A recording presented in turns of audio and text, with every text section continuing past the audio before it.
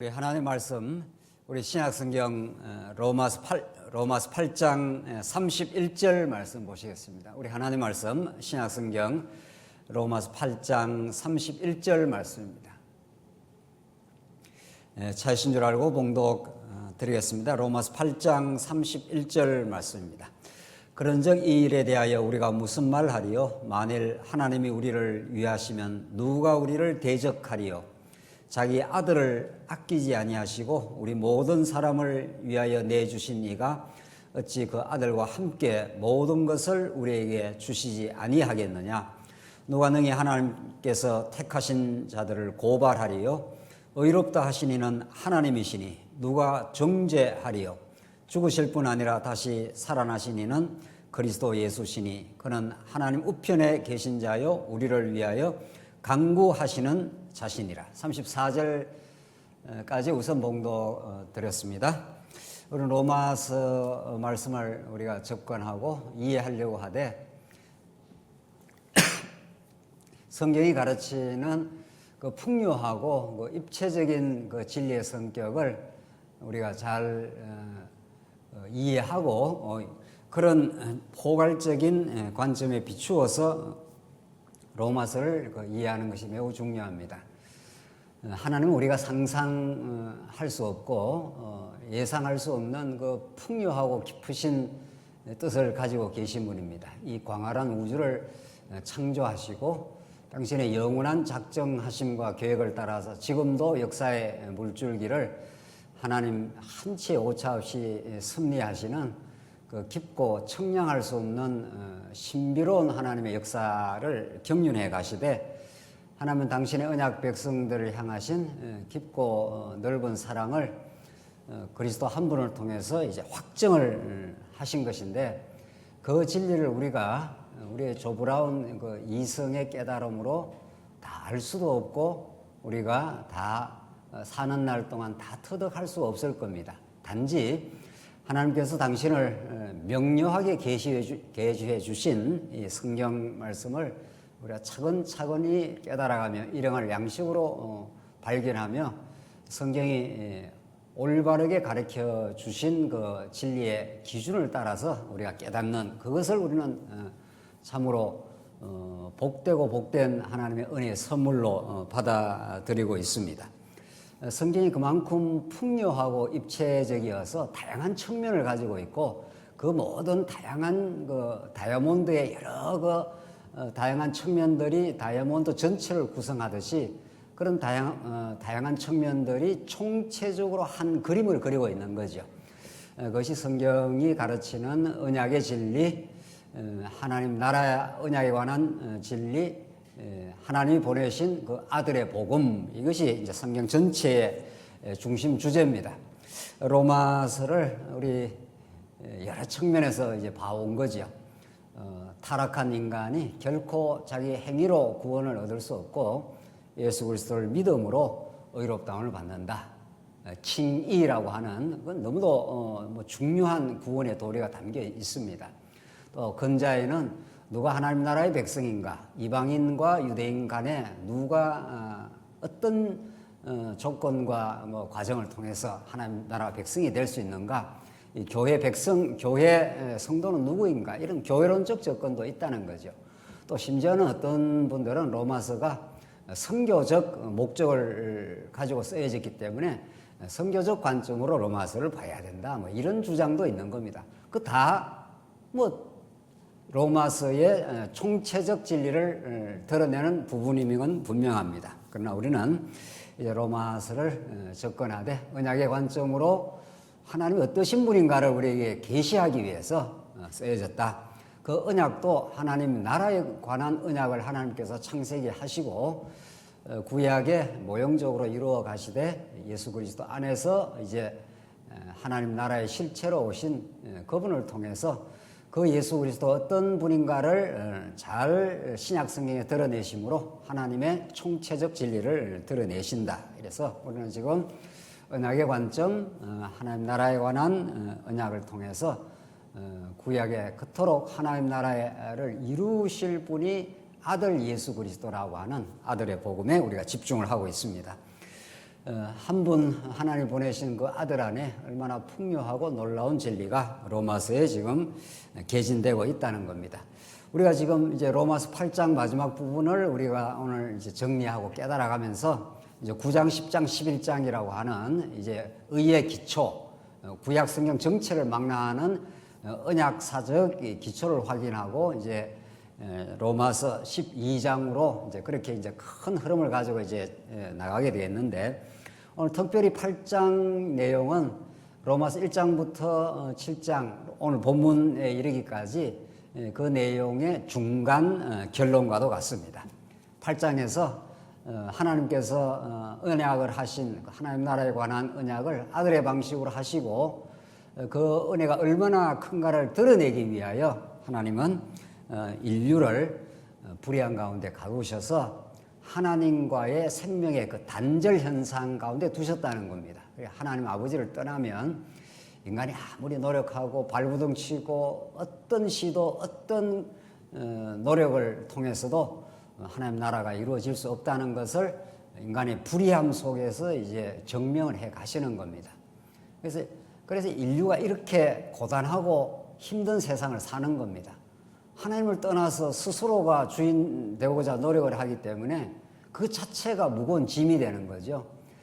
그래서 불의한 가운데 가둬오는 그 죄의 정상을 쭉 밝히되 그것은 징검다리로서 하나님의 의로우실 예수를 뜨겁게 만나는 자리고 그것이 그리스도에 가는 놀라운 하나님의 섭리의 경륜이었다. 그래서 하나님의 의로 오신 예수를 로마서 전체가 이제 그 중간 부분이 하나님의 의로 오신 예수 그리스도 사건에 대해서 지금 밝혀가고 있는 중입니다. 그 하나님의 의는 끊어진 하나님과의 관계를 회복시키고 하나님 나라를 경험하게 하는 거죠. 그러니까 예수 아니고는 하나님 나라가 어떤 걸 우리가 알 수가 없고 하나님이 어떠신 분인 걸 깨달을 수가 없는 거죠. 자, 그런 이제 하나님의 의로 오신 언약대로 하나님의 의로 오셔서 단절된 하나님과의 관계를 회복시켜 준다. 이게 하나님과의 연합 사건, 하나님과의 화목 사건이라고 로마서는 그렇게 말하고 있지 않았습니까? 그래서 그런 이제 하나님의 의로우신 예수 안에 주어지는 풍요한 의의 결과들을 우리는 8장에서 오늘 우리가 지금 우리 지난 시간 몇 시간 통해서 그 하나님의 의의 열매가 어떠한가, 그 결과가 어떠한가를 우리한테 보여주는 거죠. 결코 정죄함이 없다. 하나님의 후사가 된다. 그리고 고난의 세상을 우리가 살아가지만 하나님께서 반드시 이루고야 말 그 내세의 소망을 우리가 가지게 되었고, 우리 지난 시간에 이제 하나님께서 모든 걸 합력하여 선을 이루어내시고 마신다. 그래서 우리들에겐 결코 부정적인 게 있을 수가 없다. 이 땅에서는 슬픈 일, 고단한 일, 어려운 일, 불행한 일, 수많은 경험들을 우리가 하고 살아가지만 성령 하나님 안에서 하나님을 사랑하는 자, 그 뜻대로 부르심을 입은 자들에게는 모든 것이 합력하여 선을 이룬다. 이게 로마서 결론과도 마찬가지입니다. 하나님이 진짜 선하신 분이기 때문에, 우리를 사랑하시는 분이기 때문에 우리에게 이루어져가는 모든 일들을 다 합력하여 복되고 복된 천국을 이루어주겠다, 이런 뜻입니다. 그분 안에서 영생을 누리게 하고 이 땅에 사는 동안도 그분으로 말미암아 기쁨을 누리게 하겠다. 그것이 우리 지난 시간 하나님이 예정하신 사람을 부르신 사람을 의롭다 하시고 영화롭게까지, 하나님 그 목적에 이르기까지 하나님은 실수함이 없고 착오도 없고 하나님의 그 크신 능력과 경륜으로 한 걸음 한 걸음 우리를 인도해 가신다. 그것을 하나님께서 믿어지게 하시려고 성령을 보내셨다, 이런 뜻입니다. 그래서 성령께서 우리 가운데 말할 수 없는 탄식으로 고난의 삶을 살아가는 우리들에게 찾아오시고 말할 수 없는 탄식으로 우리와 동행해 주시고 깨닫게 하시고 마침내 영화롭게 할 그날을 바라보면서 하나님이 지금 당신의 능력을 계시하시고 사랑을 확정하신다. 오늘 31절 그런 적 이런 뜻입니다.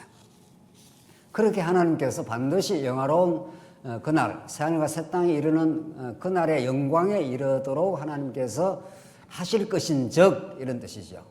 자, 이 말씀을 듣는 그 로마 성도들은 지금도 고난 중에 있는 겁니다.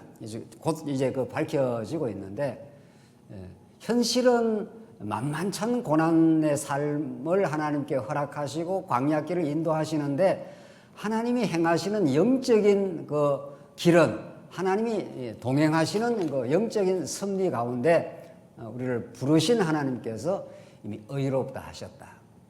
우리는 실수하고 범죄하고 오늘도 우리가 하나님 잊어버리고 내가 주인 노릇하는 그런 죄악된 삶을 살 때가 있지만, 하나님 입장에서는 이미 법정적으로 죄 없다고 선언해버렸다는 겁니다. 그래서 오늘 본문이 이제 그런 그리스도 안에 주어지는 최후 승리를 노래하도록 만들어 가시는 하나님이다. 그걸 우리가 확정받고 살아갈 때라야 이 고단하고 죄악의 몸을 가지고 승리를 우리가 보장받을 수 있고 또 확신 중에 살 수 있지. 조금이라도 우리 안에서 뭔가 근거를 찾으려고 한다든가, 우리가 잘 살아서 하나님 앞에 나가려고 한다든가, 교회 봉사를 열심히 해서 하나님 앞에 인정받으려 한다든가, 그런 방식을, 어떤 방식, 인간 편에서 방식을 취하게 되면은 반드시 낙심에 이르게 되고 정죄감에 이르게 된다는 겁니다. 오늘 본문이 어떻게 하나님께서 최후의 승리를 허락하셨는가? 그것이 예수 안에서 한 분 아들, 약속한 아들 안에서 최후 승리를, 하나님 나라의 그 기쁨을 누리게 하신다는 게 오늘 마지막 의의 열매입니다. 이건 정말 결론과도 같은 내용이고, 결국 하나님께서 여러분과 저로 하여금 이런 승리의 노래를 부르게 하시는데, 31절 보십시다. 그런즉 이 일에 대하여 우리가 무슨 말하리요? 만일 하나님이 우리를 위하시면 누가 우리를 대적하겠느냐. 참 엄청난 이거 선언입니다. 세상에 우리가 이 일에 대하여 우리가 무슨 말을 하겠느냐 하면서 이제 가정법을 씁니다. 만일 하나님이 우리를 위하시면, 이 우주 만물을 창조하시고 지금도 한 손에 거머쥐시고 역사의 수레바퀴를 마음대로 주관하시는 그 하나님이 우리 편이 되어 주시면, 이런 뜻입니다. 우리가 세상살이 하면서 우리를 응원해 주거나 우리를 지지해 주는 한 사람, 한 친구, 한 가족이 있어도 엄청난 그 힘을 공급받고 삽니다. 우리가 가족이 그렇게 소중하고 한 것은, 가족은 거의 맹목적이길 정도로 무조건적입니다. 가족이라는 성격이 그런데, 어떻게 보면 가족은 객관적이지 않습니다. 사회생활 속에서 뭔 어떤 객관적 사회적인 조건 속에서 잘못되었다, 무엇이 문제다 이렇게 해도 가족 안에 들어오면은 그게 원초적 혈연 공동체이기 때문에 무조건적으로 덮어버리는 거죠. 이제 그게 이제 가족이라는 그 이상한 특징입니다, 사실은. 그게 이제 더 근본적으로 성화가 되면은 이제 하나님의 가족, 하나님의 신령한 가족이라는 범주 속에 들어가고, 그게 이제 사랑의 공동체가 되는데, 사랑은 사실은 눈 먼 겁니다. 연애하고 할 때도 다른 사람 다 별로라 그래도 자기 눈이 멀어버리면은 무조건 좋은 겁니다. 하나님이 우리를 위하시면 하는 게 그런 뜻입니다. 하나님은 우리의 잘못을 보질 않습니다. 우리의 잘못대로 만약에 심판하거나 정죄하거나 하나님께서 우리에게 다가오시면은 아무도 하나님 앞에 설 수가 없습니다. 하나님은 사랑에 눈 멀어버렸고, 당신의 아들 예수 그리스도를 십자가에 못 박기까지 그 사랑을 확정했기 때문에 우리를 사랑의 마음으로 우리를 덮어서 보시고 우리의 편이 되어 주십니다. 우리를 응원하시고 무조건 내가 너 편이다, 이런 겁니다. 가족이 그런 거죠. 뭐 잘못된 건 많은데도 그냥 무조건 덮어주고 그렇게 해버린다는 거죠. 이게 하나님의 그 일방적 언약적 사랑, 하나님의 예정하심, 뭐 이런 뜻입니다. 뭐 우리가 이 땅에 태어나기 전에, 선과 악을 행하기도 전에 하나님께서 야곱을 그냥 선택해 버렸습니다. 에서는 버려버리고, 그 무슨 조건이 있습니까? 아무 조건 없습니다. 하나님의 기쁘신 뜻을 따라서 당신이 그렇게 하시겠다, 이런 뜻입니다. 원래 하나님은 우리를 그 하나님 본체가 사랑이신데, 그 사랑의 그 크고 깊으신 얼마나 넓고 깊으신가를 깨닫게 하기 위해서 우리를 이 고단한 세상 가운데 죄악의 몸을 가지고 던져 놓으시고 우리가 허우적거리고 몸부림치고 그렇게 우리가 살도록 하나님께서 섭리를 해버리신 겁니다. 로마서의 그 많은 죄의 목록들 그것들이 하나님께로 오게 만들어 가시는, 그래서 하나님이 예수 그리스도를 보내주시고 나는 너의 편이 된다 이런 뜻입니다. 시편의 말씀에도 하나님 우리의 편이 되어 주셔서 우리가 단단하다 그런 시편의 고백이 나오고 있습니다. 오늘 본문이 그런 겁니다. 만약 하나님이 우리를 위하시면 누가 우리를 대적하겠는가? 하나님 경륜 속에 언제나 하나님의 언약 백성을 지으시고 하나님 섭리하시는데 언제나 대적들이 이렇게 강합니다. 여리고성을 점령하러 갔을 때 또 정탐하러 갔을 때 여리고성이 얼마나 크고 견고한 성이고 그들이 굉장히 거구였습니다. 우리가 보기에도 메뚜기처럼 작은 우리가 어떻게 여리고성을 정복하겠는가? 하나님의 이게 계시 전략인 거죠. 당신이 얼마나 능력 많으시고 무조건적으로 언약 백성들의 편이 되어 주시고 어떤 경우에도 그 지지를 철회하지 아니하시고 그런 하나님이심을 깨닫게 하기 위해서 대적들을 강하게 크게 이렇게 만들어 놓습니다. 육신의 소욕을 먼저 나서 이스마엘이 이삭을 굉장히 핍박을 합니다.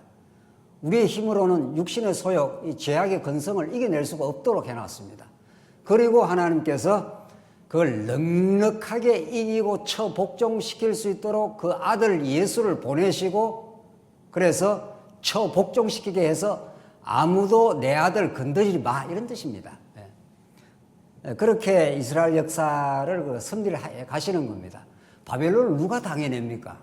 바벨론이 그 당대의 절대 강자고 제국입니다. 그 바벨론 문명이라는 것 자체가 그런 거죠.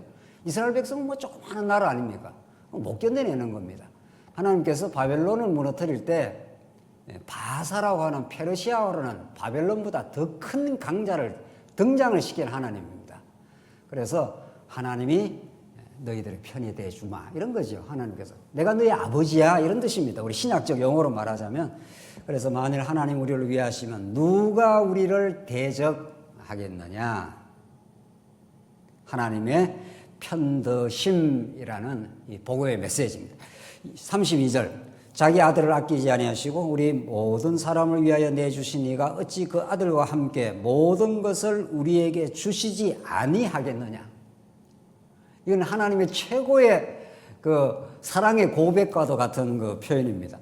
세상에 자기 아들을 아끼지 아니하시고 주신 하나님께서 이런 말이죠. 자기 아들을 아끼지 아니하시고 내주신 이가 어찌 그 아들과 함께 모든 것을 우리에게 주시지 아니하시겠느냐.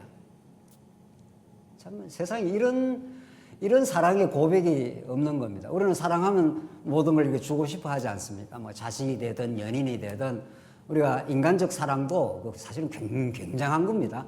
하나님의 그 영원한 사랑이 다 모형들인데 우리 어떤 사람을 이제 뭐 자식 같은 경우가 제일 좀 절실한 거죠. 뭐든지 다 주고 싶은 거죠. 그냥 그 자식이 뭔가 안 좋을까봐 절제하고 있는 것 뿐이지 사실은 다 주고 싶은 게 부모 마음인데 그게 하나님의 마음을 지금 반영하고 있다 이런 뜻입니다. 자기 아들을 아끼지 아니하시고 내주신 하나님이 그 모든 것을 주시지 않겠느냐 이런 찬양이 세상에 어디 있습니까? 이런 노래가 어디 있냐고요. 그러니까 우리는 예수 밖에 있으면 이미 하나님의 그 은혜 밖에 있으면 모든 그 결핍 정세를 느끼게 됩니다. 그래서 인생이 전부 결핍 그 병에 빠져 있는 겁니다. 탐욕이 하늘 끝을 치르고 그 끝을 볼 수가 없는 거죠. 가지면 더 가지고 싶고 누리면 더 누리고 싶고 그걸 어떻게 그걸 채워내느냐고요.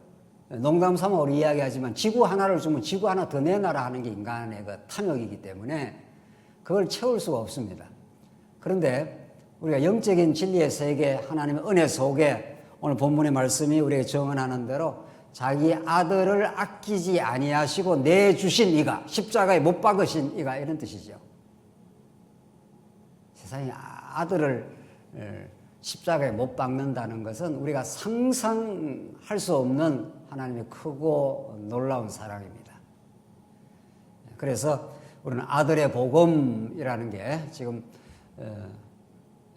로마서 1장에 하나님의 복음은 옛적의 선지자들로부터 약속한 아들에 관하여 약속한 것이라 해서 그 아들이라는 이 주제를 사실은 로마서는 이제 아들의 복음이라고 로마서가 직접 명시적으로 말하고 있고 친히의 복음보다 범주가 훨씬 큽니다.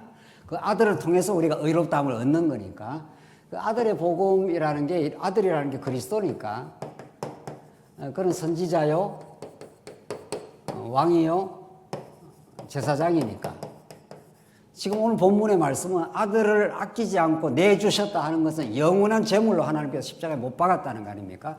그 아들은 우리를 다스리는 왕이시기도 하지만은 그가 이 땅에 오셔가지고 우리 인간의 죄악을 걸머지시고 우리 모든 죄를 걸머지시고 대속의 제물로 우리에게 내어주신 바 되었습니다. 그래서 우리가 죄악에서 건짐을 받은 겁니다.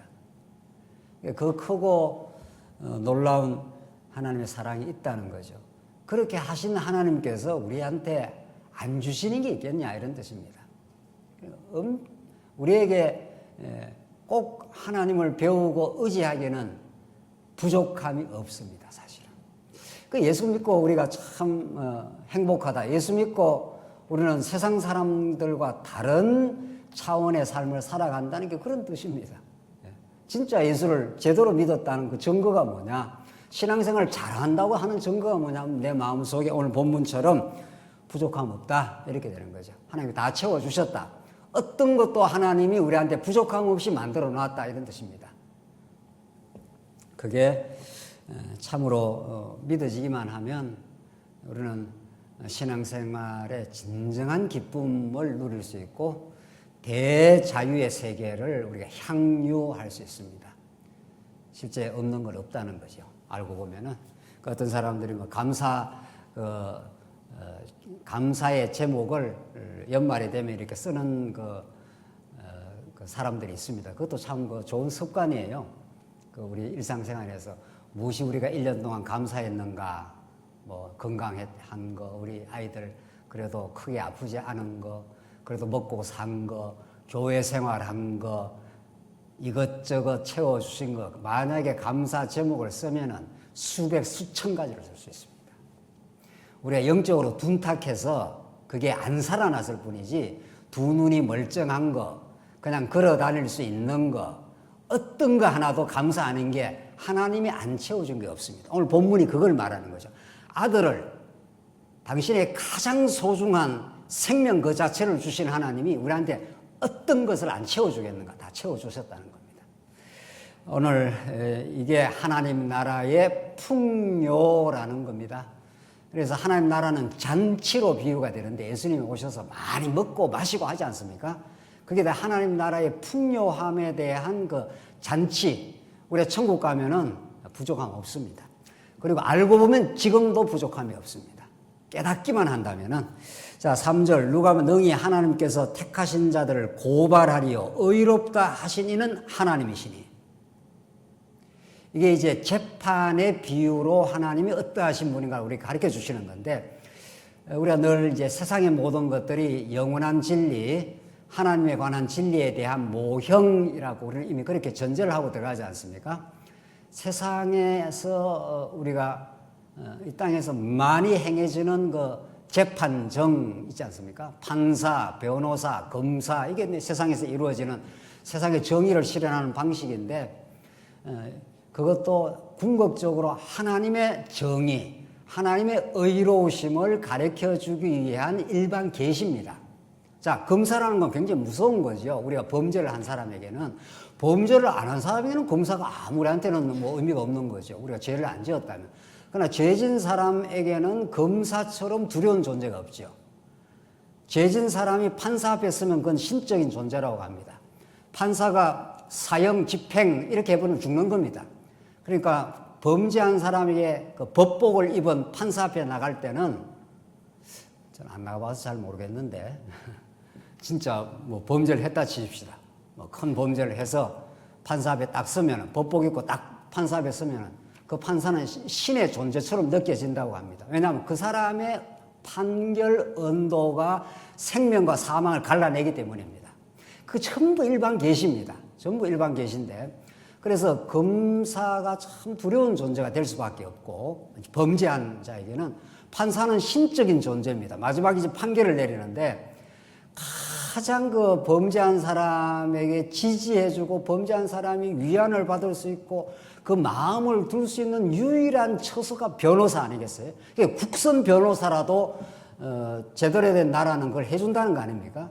변호사가 딱 서서 이 사람은 이만해서 범죄를 했지만은 이러이러한 그 형편과 처지에서 어쩔 수 없이 이렇게 범죄를 할 수밖에 없었으니 이걸 정상 참작을 해달라고 변호사가 잘 말을 하고 정말 그 심금을 울리는 그 변호문을 쓰고 해서 그렇게 한다는 거 아닙니까? 실제. 이런 세상의 모든 판결 그 정황, 이것이 법정적에 일어나는 모든 사건들은 하나님의 판결, 하나님의 그 진리, 하나님의 정의를 드러내는 일반 계시고 하나님이 그렇게 하신다는 거죠. 하나님 율법이라는 선악과 법을 하나님께 등장을 시켜가지고 모든 인류를 죄 가운데 가두어 놨습니다. 그래서 선악과를 주신 것은 지금까지도 개혁신학자들이 자꾸 그걸 행위언약이라 그래가지고 자유의지로 지킬 수도 있고 안 지킬 수도 있는데 하나님 모르신다는 거 아니에요? 그게 어기니까 그제서라야 나타나서 하나님께서 심판하시고 이제 구원하신다는 건데 그렇게 될 리가 없죠. 하나님 그걸 모르시겠냐고요. 그게 아니라 선악과는 율법 언약이어서 율법을 갖다 댄 겁니다. 율법은 하나님의 거룩한 뜻을 반영하고 있기 때문에 하나님 수준의 법입니다. 그게 하나님의 수준의 그 엄청난 그 놀라운 법을 인간의 힘으로는 결코 지켜낼 수가 없습니다. 하나님을 마음과 뜻과 정성을 다해 사랑하고 이웃을 내 몸처럼 사랑하는 것, 이게 율법의 강령인데 그게 하나님의 수준의 법인데 인간이 그걸 못 지켜냅니다. 하나님은 그거 지키라고 준 게 아니라는 겁니다. 그 하나님 법에 의해서 죄인되고 인간이 어떤 존재임을 알아서 하나님이 위로부터 주시는 생명나무의 법, 그 진리, 그 생명, 그 예수 안에서 영원한 생명을 만끽하라고 하나님께서 한번 죽였다가 살린 거죠. 그래서 율법이라는 게, 법이라는 게 죄를 발생을 시키고 그것이 정죄를 만들어내고 검사와도 같은 겁니다. 그러니까 사단 권세는 그 율법을 통해서 우리에게 자꾸 정죄감을 갖다 주는 거죠. 너 죄인 아니야. 너 뭐 목사가 너 실제로 엉터리 같은 생각도 하고 많이 죄도 짓고 하잖아. 이렇게 자꾸 이제 우리 안에 고소한다 그럽니다. 사단 권세가 여러분과 저 속에. 그래서 자꾸 이 낙심을 하게 만들고 자꾸 죄책감에 시달리게 만들고 그래서 심지어 심한 경우는 자기 단죄를 합니다. 자기 스스로를 자기가 죄라고 단죄해가지고 나는 형편없는 인생이야. 이렇게 해서 인생을 망가뜨려 버립니다. 그런 심리적 자기 단죄가 얼마나 많은지 모릅니다. 그래서 너무 주변에서 너무 부모님들이 너무 많이 아이를 정죄하고 막 잘못됐다고 너무 많이 지적하고 하면 그것이 자기 내면의 목소리가 된다고 합니다. 심리적으로. 그래서 그럴 만한 이유가 없는데도 자꾸 이렇게 주눅이 들어가지고 나는 형편없는 인생이야. 나는 못난 인생이야. 자꾸 그런다는 겁니다. 심리적으로 그게 공명현상을 일으켜가지고 그게 이제 심리적인 현상인데 하나님의 복음만으로 나오면은 너는 실제 범죄했지만은 나는 너를 범죄인이라 취급 안 해. 내가 너를 다 사랑으로 다 덮어버렸어. 나는 너를 용서했어. 이렇게 한다는 거죠. 그래서 구약의 성전이라는 게 그런 겁니다. 죄를 진 백성이 양에다가 안수를 해서 죄를 전가하면은 죽어야 될 그 이스라엘 백성 대신에 양을 죽여가지고 피를 가지고 대제사장이 하나님 보호자 지성소 앞으로 나가서 하나님 앞에 당당하게 갈 수 있도록 그 휘장을 열어버리고 대지사기 전진했지 않습니까? 그래서 그 피를 뿌리고 나면은 이스라엘 백성들은 찬양하고 결국 예수님이 오셔서 모든 하나님의 언약 백성들이 고개를 들고 하나님 앞에 새롭고 산 길로 당당하게 나아갈 수도 있습니다.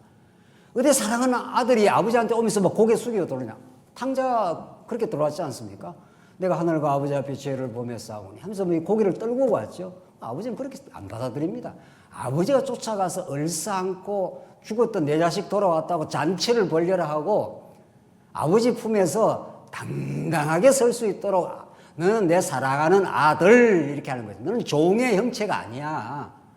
종의 멍에를 말 그런 못난 인생이 아니라고 내가 너를 다 덮어버렸어. 이런 말입니다. 그러니까. 그래서 누가 하나님의 택한 백성을 고발하겠는가? 누가 고소를 하겠느냐? 이런 뜻입니다. 아무리 검사가 교수형을 쳐야 된다, 무기징역 쳐야 된다 해도 정말 멋들어진 변호사가 아주 잘 변호를 해가지고 이 사람 살려줍시다 이렇게 한 거고 최종적인 판결을 판사가 한 겁니다. 사면형을 내려버린 겁니다. 죄 없다고 해줘버린 겁니다. 하나님이 그 판결을 하시는데 누가 그 판결을 뒤집겠냐 이런 뜻입니다.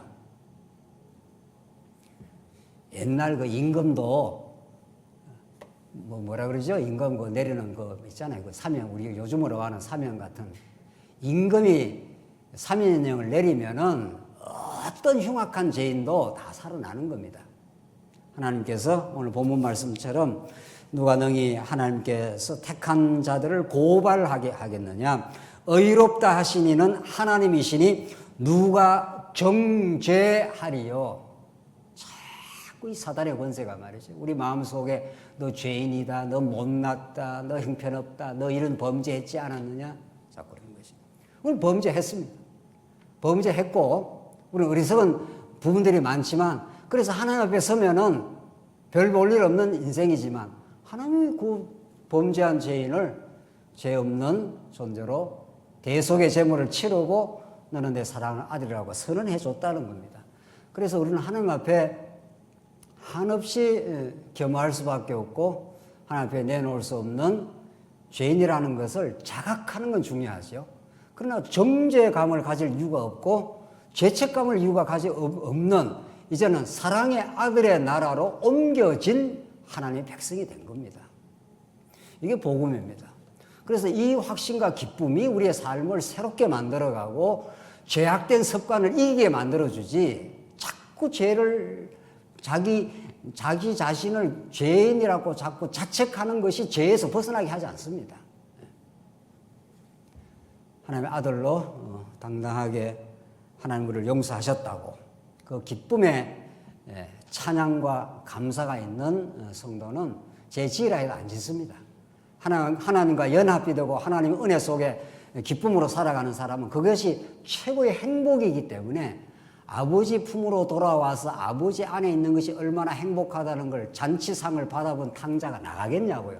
나가면 고갈이 되는데 나가면 그때부터 생명의 고갈이 있는데 그래서 안 나가게 되는 겁니다. 하나님 붙들고 있기 때문에. 자, 그래서 34절 누가 정죄하려 죽으실 뿐 아니라 다시 살아나시니는 그리스도 예수니 그는 하나님 우편에 계신 자요 우리를 위하여 강구하시는 자신이라. 지금도 하나님 보좌 우편에서 우리가 늘 연약한 줄 알고 우리가 때때마다 실수가 많은 인생인 줄 알고 하나님께서 우리를 위해서 지금도 하늘 보좌에서 강구해 주신다. 응원해 주신다. 우리의 편이 되어 주신다. 이런 뜻입니다. 그러니 하나님 주신 그 의의 열매, 이게 이제 의의 결과인데 이 앞에 것도 다 중요하지만 최후 여기 그 그리스도 안에서 우리는 승리를 노래할 수 있는 하나님 나라의 기쁨을 누릴 만한 넉넉하고도 넘치는 자격이 있다 이런 뜻입니다. 그게 정말 하나님 백성이 된 특권입니다. 35절 마지막 이제 하나님의 사랑 안에서 결코 끊을 수 없는 정말 하나님의 택한 백성이 되었다는 건데 35절 누가 봅시다. 30절. 누가 우리를 그리스도의 사랑에서 끊으리요? 환난이나 공고나 박해나 기근이나 적신이나 위험이나 칼이랴. 기록된 바 우리가 종일 주를 위하여 죽임을 당하게 되며 도살당할 양같이 여김을 받았나이다. 이게 로마서를 받고 있는 그 당대 독자들의 삶의 고단하고 어려운 그 현실이라는 겁니다. 종일 죽임을 당하게 되면 도살당할 양처럼, 얼마나 이게 처지가 어렵습니까? 곧 죽게 될 도살당할 양처럼 여김을 받았나이다. 함과 같으니라. 이게 초대교회 실제 그랬지 않습니까? 초대교회의 그 박해와 어려움은 이루 말할 수가 없었습니다. 맹수의 밥이 되기도 하고 십자가에 묶인 채로 기름을 부어갖고 그걸로 가로등을 삼았다는 거 아닙니까? 초대교회 성도들이 당했던 죽음의 공포, 그 박해, 그 고난, 이루 말할 수가 없습니다. 오늘날 우리가 여러 가지 어려움이 있다고 하지만 진짜 하나님께서 어려움을 주시기 시작하면은 우리 힘으로는 견딜 수 없는 박해와 어려움도 있는 겁니다. 그러나 사도 바울은 그런 초대교회 여기 나오는 대로 환난, 공고, 박해, 기근, 적신, 위험이나 칼이랴, 이런 것들이 우리의 삶 속에 때때마다 찾아오고 우리의 삶을 위협하기도 하지만 37절, 그러나 이 모든 일에 우리를 사랑하시는 이로 말미암아 우리가 넉넉히 이기느니라. 이런 신학의 승리는 우리 힘으로 결코 만들어낼 수가 없고, 우리 안에 계신 하나님의 아들 예수 그리스도의 영원한 생명, 그를 통해서 확증된 하나님의 사랑, 그것만이 우리를 사랑하시는 이로 말미암아, 이렇게 되지 않습니까? 이 모든 일에 우리를 사랑하시는 이로 말미암아 우리가 넉넉히 이기느니라. 그러니까 예수 한 분 안에 이 모든 우리의 삶의 승리의 비결이, 그의 원동력이 그분 안에 담겨 있다. 이게 우리가 깨달아가고 있는 하나님 나라의 복음입니다. 하나님 나라를 당신이 약속을 하시고 구약에, 자 우리 보십시다. 마태복음 보시면은 왜 우리가 이 로마서를 하나님 나라 언약의 복음으로 보느냐 하면, 구약에 그렇게 모든 게 언약 아닙니까? 창세기에서부터 하나님 나라 언약을 아담을 짓고 해주겠다. 근데 진짜 아담은 실패했지만은 마지막 아담, 이게 진짜 아담입니다.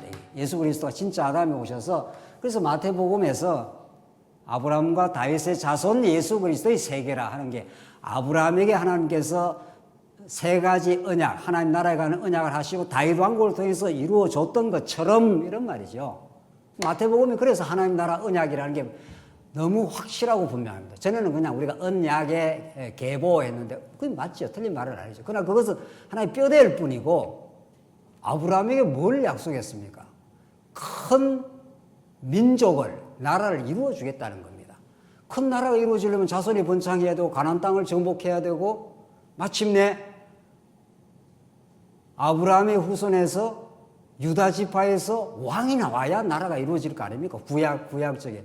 그러니까 아브라함과 다윗의 자손, 그래서 다윗에게 실제 이루어졌습니다. 그 나라를 통해서 하나님의 영광스러운, 하나님의 신실하심, 하나님의 살아계신, 그걸 구약에 얼마나 다윗 왕국을 통해서 보여줬습니까? 정말 미미한 그 나라가, 미미한 아브라함 한 사람으로부터 이삭, 야곱으로부터 12자손, 12자녀에서 60만 대군, 60만 대군에서 큰 다윗 왕국이 이루어졌지 않습니까? 그것은 어디까지나 그림자고, 아브라함과 다윗의 자손 예수 그리스도의 세계라. 이렇게 해서 내가 진짜 하나님 나라인 예수 그리스도를 보내주겠다. 이게 하나님의 약속입니다. 그래서 예수님이 오셔서 천국이 가까이 왔다. 이게 예수님께서 일성입니다. 예수님이 이 땅에서 공생애를 시작하면서 천국이 가까이 왔다. 그러면서 마태복음 5장 1절에서 심령이 가난한 자는 복이 있나니 뭐라 그럽니까? 천국이 너희의 것이라. 이렇게 나가지 않습니까? 그게 예수님 복음 선언이 전부 하나님 나라인 천국입니다. 그리고 사도행전에서는 예수님이 가시고 나서 사도행전 마지막 장 마지막 절이 사도 바울이 정언한 말씀도 하나님 나라와 주 예수 그리스도니라 이렇게. 그러니까 예수 그리스도와 하나님 나라는 동격이에요. 동일한 메시지예요. 하나님 나라 하는 거는 그 원어상 바실레이아 대우 해가지고 하나님의 통치 이런 뜻이니까 하나님이 통치하시겠다 이런 뜻입니다. 그래서 그만큼 이 하나님 나라가 하는 언약이 중요한데 그런 마태복음부터 사복음서에서 하나님 나라를 선언하시고 사도행전에서 사도 바울이 그 하나님 나라와 주 예수 그리스도를 선언하신 그래서 신약교회 하나님 나라가 이 땅에 이루어지고 나서 로마서에서 차근차근 이제 그 하나님 나라 백성들이 먹을 양식을 가르쳐 주는 거죠. 불의한 가운데 가두심은 하나님께서 우리를 죄 없다 해 주셔서 아무도 우리를 정죄할 수 없어. 하나님이 우리를 위하시면 누가 우리를 대적하겠느냐. 그 승리를 노래해. 이제 그런 거죠.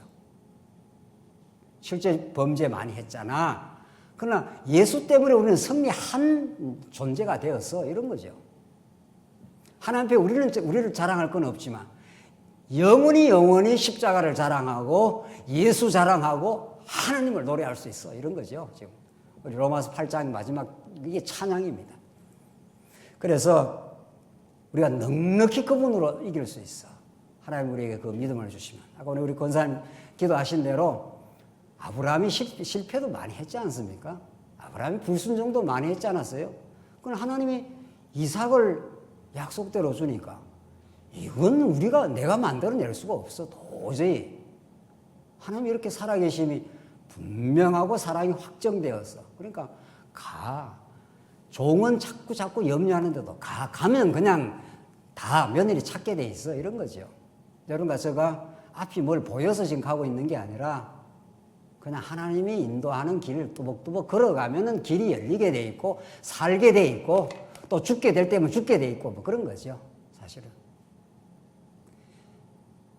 하나님 잊어버리면 많이 우리 염려도 하고 자식 걱정도 많고 이것저것 뭐 복잡한 생각들이 얼마나 많습니까? 이거 도대체 코로나가 언제 끝나? 그건 알 길이 없는 겁니다. 하나님께서 허락하신 이 상황 속에서도 악을 선으로 바꾸어내시는 하나님.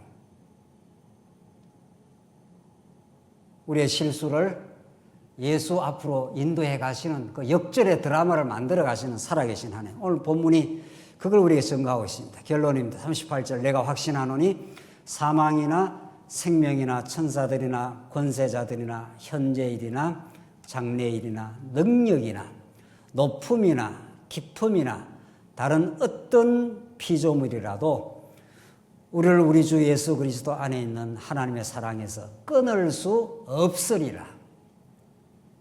이게 참 너무도 놀라운 하나님께서 바울에게 주신 사랑의 찬가입니다. 이게 어떤 피조물도 권세가 있든 어떤 권력자든 무엇이든 총칼이든 초대교회의 맹수든 뭐라도 심지어 죽는다 하더라도 하나님이 언약적으로 맺은 하나님 나라 백성으로 삼으신 그 언약은 변함이 없다. 누가 하나님의 사랑에서 끊을 수 있겠는가? 예수 그리스도 안에 있는 하나님의 사랑줄에서 누가 끊겠느냐? 아가서의 노래하고 너무도 방불하지 않습니까? 홍수라도 이 사랑의 불을 엄몰할 수 없다. 이게 아가서의 노래입니다. 이스라엘 백성들 참 하나님 앞에 불순종 많이 했습니다. 애굽에 집어넣어 가지고 그저 은혜로 건져냈지 않습니까? 그래서 막 애굽에서 나올 때 얼마나 많이 찬송을 했습니까? 홍해바다 건넜을 때 여호와는 우리의 용사시라 바로의 군대를 물매장한 여호와 하나님을 찬양하리로다 그렇게 했다고. 조금 지나가니까 바로 불평합니다. 이스라엘 백성들. 그 불평 불만 많은 이스라엘 백성들을 하나님께서 오래 참아주시고 40년 동안 견뎌주시고 사랑하시고 그래서 마침내 가나안 땅 넣었지 않습니까? 그래서 그 엄청난 나라를 이루어줬습니다. 여기까지 하고 이스라엘 역사가 끝난 게 아닙니다. 이스라엘 역사의 하이라이트는 다윗 솔로몬 그 이후입니다. 알고 보면은. 다윗 솔로몬도 참 그저 그 미미한 이스라엘 백성들을 왕국으로 이루어줬을 뿐만 아니라 바벨론으로 그들의 무수한 다윗, 솔로몬, 르호보암 그 위에 남쪽 유다들의 범죄, 갈라져 나간 북이스라엘의 말할 수 없는 어리석음, 북이스라엘은 아예 성전 떠나고 제 멋대로 만듭니다. 제 멋대로 성전도 막 바꿔치기 하고 제사장도 바꿔버리고 하나님 정면에서 거부했지 않습니까? 북이스라엘대로 남쪽 유다 그게 여러분과 저의 모습이라는 거죠, 사실은. 그러니까 광야에서는 범죄한 건 이해가 할 수 있는 상황이고 이스라엘 백성이 가나안 땅에 들어가서 그 범죄한 것은 사실은 그 행위로 말하면은 아예 썰어버렸어야 합니다. 은혜로 베풀어준 그 나라, 그 좋은 성전, 거기다가 아세라 목상을 갖다 놓고 섬겼으니, 그러니까 우리가 예수 믿는 사람이 예수 안 믿는 사람은 아예 안 믿으니까 범죄하는 거죠. 그 사람들이야. 그거야 지옥 백서니까 그냥 가는 거지만, 우리는 예수 믿고 나서도, 예수 믿어도 때때마다 그럴 때가 많습니다. 하나님보다 세상 의지할 때가 많고 하나님보다 내 자신을 의지해서 살 때가 너무도 많습니다. 그러니까 더 가정스러운 범죄인 거죠. 그러니까 하나님께서 바벨론을 아예 데려가 버리지 않습니까? 그런데 하나님은 여전히 언약에 신실하셔서 하나님께서 한 번 맺은 그 조건 없는 사랑의 언약을 하나님 변함없이 성취를 해 주십니다. 이게 아가스입니다. 그 이스라엘 백성들의 그 허무한 죄악들, 그 하나님의 끝없이 우상을 섬기면서 하나님보다도 세상을 더 사랑했던 이스라엘 백성들, 그들로 하여금 깨닫고 또 깨달아 그들의 입에서 오늘 이 로마서의 말씀처럼 우리 주 예수 그리스도 안에 있는 하나님의 사랑에서 끊을 수 없으리라 하고 이 찬양을 만들어내기 위해서 하나님께서 이스라엘 백성들을 푹푹 썩은 그 두엄더미처럼 그런 썩은 그 죄악의 웅덩이 속에서 살도록 하나님께서 그냥 내버려 두셨다가 바벨론으로 데려가서 70년 동안 깨닫게 하고 회개케 하고 하나님의 고토를 그렇게도 간절하게 기다리게 해서 돌아오게 하셔서 찬양을 만들어내십니다. 사랑하는 성도님들, 우리의 멋들어진 행위, 우리의 사심 없는 봉사, 그런 것들이 나오면 너무도 소중하고 아름다운 거지요. 하나님께서 그렇게 나오게도 하실 수도 있을 겁니다.